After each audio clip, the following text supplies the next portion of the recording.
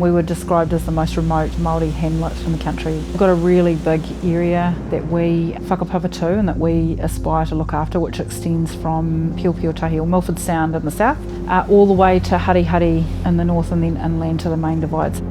The impacts for us from an Alpine Fault rupture are likely to be, big, huge. We know this because that's how our landform's been formed.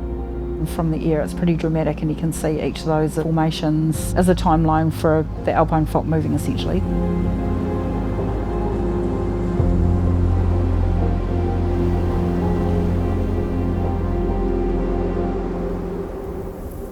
Welcome to Hokitika, our cool little town. Population about 3,800 and a thriving little community. The issue with Westland and also the West Coast is its isolation. The Alpine Fault follows the spine of Southern Alps. Hokitika in itself is right at the epicentre of where the significant impact would be.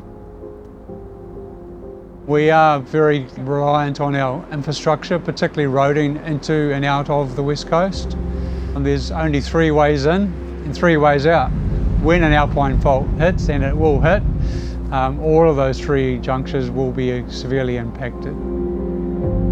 New Zealand has recent history of dealing with earthquake disasters in Christchurch and Kaikoura, and what we observed is that people come together and help each other. So the biggest worry for our residents would be the longevity of an isolation period. We are pretty resilient on the West Coast.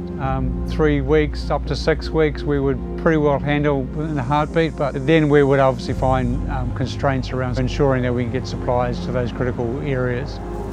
Marae and iwi can play an incredible role in times of both planning but particularly response, because a core value that drives our culture is manaakitanga and looking after people. And so if I think about the Kaikoura earthquake, really quickly Ngāi Tahu swung into actions around understanding what the impacts were, and not just on our own people but what the impacts were into the entire community.